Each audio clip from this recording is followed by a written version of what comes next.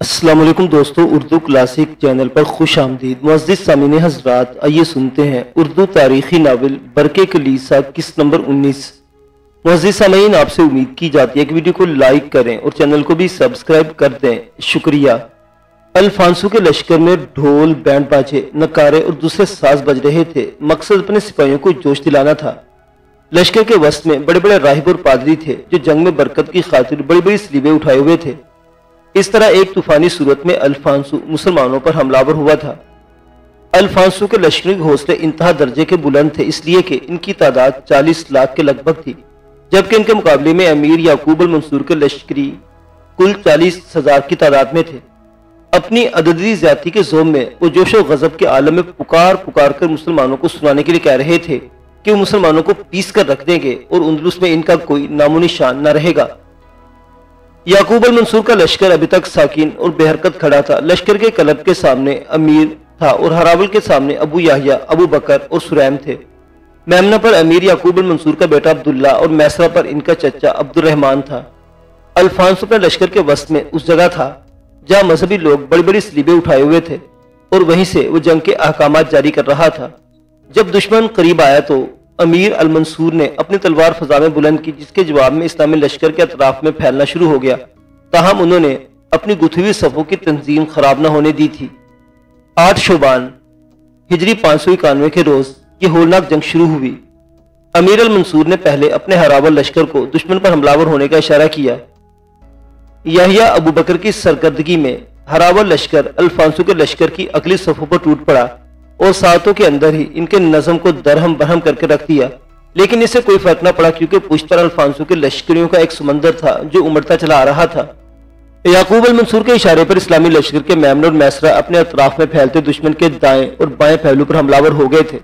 ہراول لشکر کے پیچھے اب امیر یعقوب المنصور کا قلب رہ گیا تھا۔ اچانک وہ خود بے حرکت میں آیا اور اپنے قلب کو لے کر ہولناک جنگ کی ابتدا کرتے اپنے میسرہ کی طرف بڑھنے لگا۔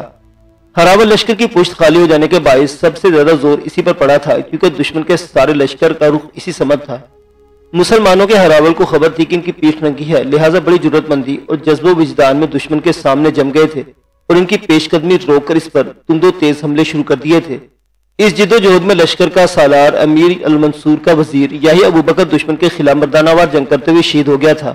اب ہراول کی قیادت سریم بن طریق نے سنبھال لی تھی۔ یحییٰ ابو بکر کے شہید ہوتے ہی وقتی طور پر ہراول لشکر میں ایک بددلی سی پھیلی تھی، لیکن جلد ہی سریم بن طریق نے اس پر قابو پا لیا۔ اپنے لشکریوں کو مخاطب کرتے ہوئے اس نے ایک پرجوش تقریر کی اور اس تقریر نے اس کے لشکریوں میں ایک نیا جذبہ، ایک نیا ولولہ پیدا کر دیا اور وہ پہلے سے بھی بڑھ کر دشمن پر ضرب لگانے لگے تھے۔ سریم بن طریق کی تقریر کا مقدمہ الجیش پر خاطر خواہ اثر ہوا۔ مسلمان مجاہدین پرسکون سمندر سے ایک طوفان کی شکل اختیار کر گئے۔ ہر طرف اللہ اکبر کی آوازیں سنائی دینے لگی اور ہراول لشکر کے ایک نئے جذبے، ایک انوکھے جوش میں دشمن کی صفوں کے اندر بد نظمی اور افراتفری پیدا کرنے لگا تھا۔ اسی وقت امیر المنصور نے اپنے میسرہ کی مدد کرتے ہوئے قلب لشکر کو لے کر دشمن کے میمنہ کی طرف بڑھا اور اس سمت سے اس زور کا حملہ کیا کہ دشمن کی قوت کو اس نے بری طرح ادھیڑنا شروع کر دیا۔ جس وقت مقدمۃ الجیش سریم کی سرکردگی میں تکبیریں بلند کرتا دشمن کے اندر گھسنے لگا تھا، مسلمانوں کے میمن اور میسرہ بھی ان کی تکبیروں کے جواب میں اللہ اکبر پکارتے ہوئے اپنے پورے ولولے اور انتقام میں الفانسو کے لشکر پر حملہ ہو گئے تھے۔ چاروں طرف ایک کوہرام، ایک شور سا اٹھ کھڑا ہوا تھا۔ مسلمان مجاہدین ہر طرف سے شاہینوں کی طرح امٹ کر حملہ ہو رہے تھے۔ وہ بدھو عربی صحرا نشین بربر اور ترک ہونا بھول گئے تھے۔ صرف ایک مسلمان کی حیثیت سے وہ اپنی انفرادیت کو اجتماعیت میں بدل کر دشمن کے سامنے اکائی بن کر کھڑے ہو گئے تھے۔ چاروں طرف بلند ہونے والی اللہ اکبر کی صداؤں کے اندر دشمن کی سپاہیوں کی چیخ و پکار لمحہ بلمحہ بلند زیادہ سے زیادہ ہوتی چلی جا رہی تھی۔ مسلمان سوار سنسناتے تیروں کی طرح اپنے گھوڑوں پر جنگ میں تیز کاوے کاٹ کر ہر طرف سے خوف اور وحشت میں لرزہ طاری کرنے والی قوت کی طرح نزول کرتے جا رہے تھے۔ جنگ اپنے عروج پر تھی۔ الفانسو کے لشکر کے بائیں کنارے سے ایک تبدیلی نمودار ہوئی۔ جنگ میں حصہ لینے والے سب لوگوں نے دیکھا مشرق کی اس سمت سے گرد و غبار کے بادل اٹھ کھڑے ہوئے تھے اور یہ بادل آسمان کی فصیل، ستاروں کی گرد، آفتاب کے سینے، چاند کے مدار اور کہکشاؤں کے چہرے تک کو غبار آلود کر رہے تھے۔ گرد و غبار کے رقص کرتے یہ حوالے آہستہ آہستہ نزدیک آتے جا رہے تھے۔ امیر یعقوب منصور جانتا تھا کہ رقص کے ان حوالوں کے اندر احمد بن سعید اور کراکوش دشمن پر حملہ ہونے کے لیے آ رہے ہیں۔ دوسری طرف الفانسو بھی نا امید نہ تھا کیونکہ گرد و غبار کے بادل مشرق کی طرف سے اٹھ رہے تھے اور یہ اس سمجھ سے تھا جس سمت اس کے دو بڑے لشکر مسلمانوں کے علاقوں میں داخل ہونے کے در پہ تھے۔ الفانسوس کے لشکری یہ خیال کر رہے تھے کہ شاید ان دو لشکریوں میں ان کی مدد کے لیے آیا ہے، لیکن جلدی الفانسوس لشکریوں کو مایوسی کا سامنا کرنا پڑا، اس سے کہ جب وہ غبار کے یہ بادل چھٹے تو ان کے اندر پہ لشکر کے آگے آگے احمد بن سعید اور کراکوش بجلیوں کے تازیانوں کی طرح نمودار ہوئے تھے۔ احمد بن سعید، کراکوش ان کے لشکری زوردار آوازوں میں تکبیریں بلند کرنے لگے تھے کہ تکبیروں کی ان آوازوں نے ایسا سما باندھ دیا تھا گویا وقت کی گردشوں میں حوادث کی بھٹیاں بڑک اٹھی ہوں۔ ان تکبیروں کے جواب میں یعقوب المنصور کے لشکر میں بھی تکبیریں بلند ہوئی اور مسلمانوں کے لشکری پہلے سے زیادہ پرجوش اور غضبناک ہو کر حملہ ور ہونے لگے تھے۔ این اسی وقت احمد بن سعید اور کراکوش دشمن کے بائیں پہلو پر جفا اور شکاوت کے ستم اور تخریب کے پرعلم عذابوں کی طرح نزول کر گئے تھے۔ احمد بن سعید اور کراکوش دونوں نے اپنے لشکر کے ساتھ الفانسو کے پہلو پر انسانوں کے بے بس اور منجمد کر دینے والی ویرانیوں کے ہولناک طلسم کی طرح حملہ ور ہوتے ہوئے اس کے لشکر کے اس حصے کو لہو لہو کر کے رکھ دیا تھا۔ ان کے حملوں میں ایک عجیب الو ہمتی اور جرأتوں کی آرائش تھی۔ وہ خونی نظریات کے جبر، اعلیٰ تخیلات کی اسلوب اور باطنی گہرائیوں کے پرتو کی طرح دشمن کے اندر دور تک گھستے چلے گئے تھے۔ سوار میدان جنگ میں بڑی تیزی کے ساتھ بے حس ہو کر گرنے لگے تھے۔ سردی کے باوجود گھوڑے پسینے میں بھیگ رہے تھے، فضائیں بوجھل سی، آسمان خاموش۔ مسلمان ایک دوسرے کی پکار پر لبیک کہہ رہے تھے اور جوالا مکھی کا دہانہ بن کر وہ اپنے آخری حربوں پر اتر آئے تھے۔ اب الفانسو کے لشکر کو ایک طرح سے امیر یعقوب المنصور، احمد بن سعید اور کراکوش نے گھیرے میں لے لیا تھا۔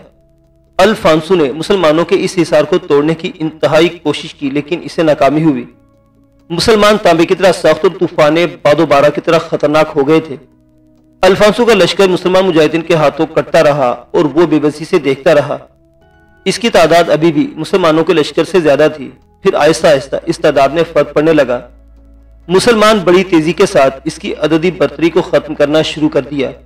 الفانسو کے لشکر اپنے جانے بچانے کی خاطر ادھر ادھر بھاگنے لگے۔ ان کی شکست اب واضح اور صاف ہونے لگی تھی۔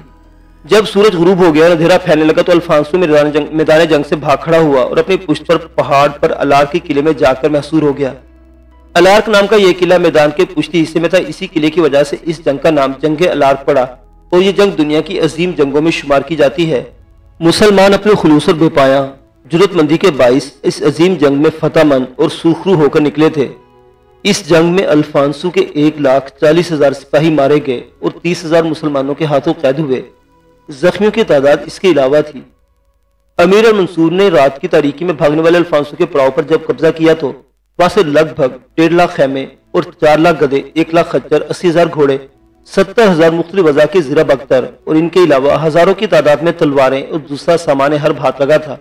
خوراک کے سامان کے علاوہ زر و جواہرات کے اس قدر ڈھیر تھے کہ جن کا شمار نہیں کیا جا سکتا تھا۔ رات ہی رات اس مال غنیمت کا ایک حصہ امیر المنصور نے اپنے لشکر میں تقسیم کر دیا۔ ہر سپاہی کو اس قدر مال غنیمت ملا کہ وہ آسودہ ہو گیا۔ مال غنیمت کی فراوانی کا سارے اندلس میں مسلمان علاقوں میں خاطر خواہ اثر پڑا اور تمام اشیاء سستی ہو گئی۔ ایک غلام 1 درہم میں، تلوار نصف درہم میں، گھوڑا 5 درہم اور گدا 1 درہم پر فروخت ہونے لگا۔ جو سامان مسلمانوں کے ہاتھ لگا، اسے پتہ چلتا تھا کہ الفانسو نے مسلمانوں کے خلاف جنگ کرنے کے لیے کس قدر بھیانک تیاریاں کی تھیں۔ امیر یعقوب المنصور نے بھاگنے والے الفانسو کا تعاقب رات کے وقت نہ کیا، بلکہ اس نے الفانسو کے پیچھے اپنے مخبر لگا دیے تھے۔ کوئی زیادہ دیر نہ گزری تھی کہ ان مخبروں نے واپس آ کر امیر کو خبر دی کہ میدان جنگ کے پیچھے جو کوہستانی سلسلہ اس پر ایک بڑا اور وسیع، مضبوط اور مستحکم قلعہ ہے۔ اس قلعے کا نام الارک ہے اور یہ الارک کے اسی قلعے میں اپنے بچے کچے لشکر کے ساتھ الفانسو نے پناہ لی ہے۔ ساتھ ہی ان مخبروں نے یہ بھی اطلاع دی کہ الفانسو نے اپنی شکست کو قبول نہیں کیا۔ الارک میں داخل ہونے کے بعد وہ پھر سے جنگ کی تیاریوں میں مصروف ہو گیا ہے۔ ساتھ ہی ساتھ اپنے تیز رفتار قاصد مشرق کی سمت روانہ کرے گا اور مشرق میں جس کے 2 لشکر ہیں، ایک سینکو کی سرکردگی میں اور دوسرا کاریون اور برقی کلیسا کی سرکردگی میں ہے، ان دونوں کو بھی الارک کی طرف طلب کرے گا اور ایک بار پھر صف آرا ہو کر مسلمانوں کے خلاف جنگ کی جا سکے۔ مخبروں نے جب یہ اطلاع دی تو یعقوب المنصور نے فی الفور اپنے سالاروں کا اجلاس اپنے خیمے میں طلب کر لیا۔ جب سارے چھوٹے بڑے سالار، مشیر لشکر، قاضی اور دیگر سرکردہ لوگ یعقوب المنصور کے خیمے میں داخل ہوئے تو سب کی نشستوں کے لیے بہترین اہتمام کیا گیا تھا۔ نشستوں پر جب سارے لوگ بیٹھ گئے تب مخبروں نے جو اطلاع دی تھی اس سے امیر المنصور نے سب کو آگاہ کیا۔ اس کے بعد خصوصی طور پر امیر یعقوب المنصور نے احمد بن سعید اور کراکوش کی طرف دیکھتے ہوئے کہنا شروع کیا، میرے عزیزو، خصوصیت کے ساتھ تم دونوں کو اس لیے مخاطب کر رہا ہوں کہ تم سب کی نسبت جنگ کا زیادہ تجربہ رکھتے ہو۔ अब तुम दोनों बताओ, अल्फांसो के खिलाफ मजीद हमें किस तरह हरकत में आना चाहिए। अहमद बिन सईद और कराकूश कुछ देर तक बाहम मशवरा करते रहे। इस मशवरे में उन्होंने सुरैम बिन तरीक को भी शामिल कर लिया था। कुछ देर तक वो तीनों खुसर खुसर करते रहे, फिर शायद वो किसी बात पर मुत्तफिक हो गए थे। इसके बाद अहमद बिन सईद ने अमीर अल मंसूर को मुखातिब करके कहना शुरू किया, अमीर मोहतरम, अल्फांसो बज़ाहिर हमारे लिए बेखतर है। कुछ माह तक अगर वो अपने आप को मजीद मुसल्ला कर ले तब भी वो हमारे लिए खतरे का बाइस नहीं बन सकेगा। अगर वो सैंकुर, कारियून और बरके कलीसा को भी इधर बुला लेता तो वो एक बार फिर खम ठोंकर हमारे सामने आ सकते हैं, लेकिन हमें इन्हें ऐसा नहीं करने देना चाहिए। अभी और इसी वक्त अपने मुखबरों को रवाना कर देना चाहिए कि वो दरिया के किनारे किनारे दूर तक फैल जाएं और अल्फांसो की तरफ से जो कासिद सैंकू, बरके कलीसा और कारियून की तरफ जाए इन्हें गिरफ्तार कर ले। आप अपने हिस्से के लश्कर के साथ यही पड़ाव किए रहें जिसके साथ आपने जंग की इब्तिदा की थी। मैं और कराकूश यहाँ से कूच करके दरिया के किनारे किनारे हम पहले सैंकू का रुख करेंगे, इसके बाद बरके कलीसा और कारियून पर ज़रबे कारी लगाने की कोशिश करेंगे। अपनी जिस बहरी कुव्वत को हमने दरिया के उस पार सैंकू, बरके कलीसा के खिलाफ घात में बिठाया था, मुझे उम्मीद है कि वो बहरी मुजाहिदीन सैंकू, बरके कलीसा और कारियून को दरिया अबूर नहीं करने देंगे और रोके रखेंगे। अगर हम बर वक्त पहुंचकर बारी बारी सैंकू और बरके कलीसा पर ज़रब लगाए तो उम्मीद है कि हम इन दोनों लश्करों को भी तहस नहस करके रख सकते हैं। सैंकू, बरके कलीसा और कारियून से निमटकर मैं और कराकूश फिर यहाँ आएंगे। इसके बाद अलार के किले में महसूर होने वाले अल्फांसो से भी निपट लेंगे। इस तजवीज से सभी ने इत्तफाक किया। कुछ देर तक अमीर अल मंसूर के खेमे में खामोशी छाई रही, फिर इसकी आवाज सबको सुनाई दी, अहमद बिन सईद मेरे बेटे, मैं तुम्हारी इस तजवीज से इत्तफाक करता हूँ। मैं जानता हूँ कि अलार का किला इंतहा दर्जा का मजबूत और मुस्तहकम है। इसकी फसीलें काफी बुलंद और नाकाबिल तस्खीर ख्याल की जाती हैं, इसलिए शहर का बेशतर हिस्सा ही नहीं, फसील भी बड़े बड़े और सख्त पत्थरों से तैयार की गई है। जो लाहे अमल तुमने पेश किया इसके मुताबिक तुम और कराकूश में लश्कर को लेकर सैंकू और कारियून के अलावा बरके कलीसा से निमटने के लिए कूच कर जाओ। मैं भी तुम्हारी गैर मौजूदगी में फारिग नहीं बैठूंगा। मुझे उम्मीद है कि तुम दोनों अपने जंगी तजर्बे को काम में लाते हुए सैंकू के अलावा कारियून और बरके कलीसा को भी नीचा दिखाने में कामयाब हो जाओगे। इतनी देर तक मैं निवाही जंगलों से लकड़ियां कटवा कर मिंजनीके तैयार करने की कोशिश करूंगा, इसलिए कि मिंजनीकों के बगैर इस कोहस्तानी किले को हम फतह न कर सकेंगे। जब तक इस पर संगबारी न होगी उस वक्त तक हमारे लिए किले पर कब्जा करना मुश्किल होगा। अमीर के कहने पर सब खेमे से निकल गए थे। थोड़ी देर के बाद अहमद बिन सईद और कराकूश अपने लश्कर को लेकर वहां से कूच कर गए थे। मुअज़्ज़िज़ सामीन हज़रात, ये तारीखी दास्तान अभी जारी है। बकिया वाक़यात अगली किस्त में देखते रहिए उर्दू क्लासिक। अल्लाह हाफिज।